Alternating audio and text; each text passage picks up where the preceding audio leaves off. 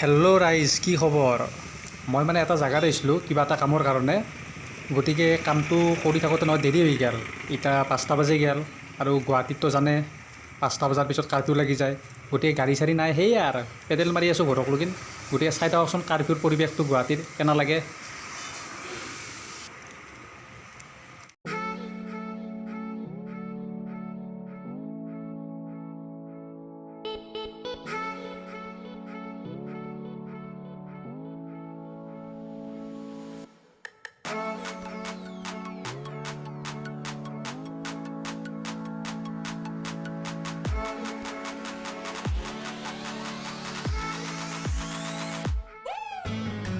চখে fast food restaurant চব বন্ধ, একদম নিমামা পৰিৱেশ।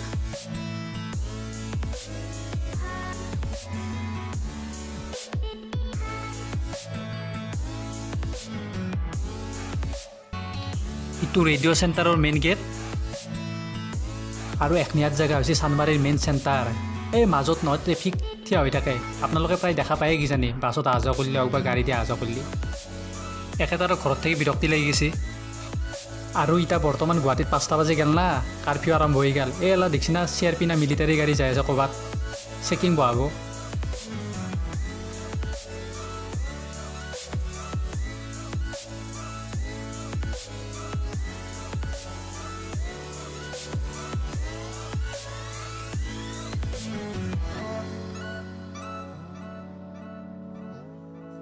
ৰাইজ এটা কথা কি গম পাই না, আজি নহয় পুলিচে ধৰিছিলে মোক। ভাগ্য ভাল আছিল, উচিত প্ৰমাণ পত্ৰ দেখে কিনে নহয় বাছি ওলাই আহিলোঁ, নহ'লে বা থানা চানা লৈ গেলা কয়।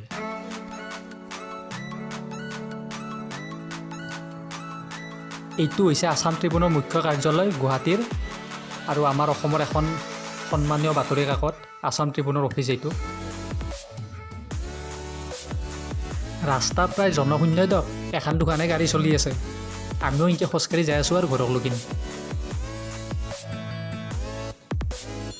এই ফুলখিনি চাওক, ভাল লাগছি না? খতম নেকি?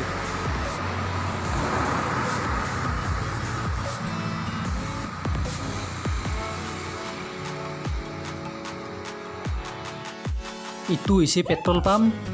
তেলৰ দাম 100 টকা চোৱাৰ কাৰণে নহয় গাড়ীৰ ভিৰো কমি গৈছে ইয়াতে।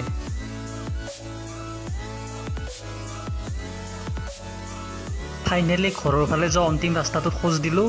যোৱাকালি ৰাতি বৰষুণ গেছিল, এই দেখছি না বোকা এলা, একদম আন্তঃগাঁথনি আমাৰ অসমৰ, কি ক'ব। এতিয়া লাহে লাহে ঘৰৰ ফালে খোজ দি আছোঁ তক, আৰু পামেই আৰু ঘৰ। ফাইনেলি ঘৰ পাবাৰ হৈ গ'ল। ভিডিঅ'টো ইমানতে সমাপ্ত কৰোঁ। Tata bye bye, thank U.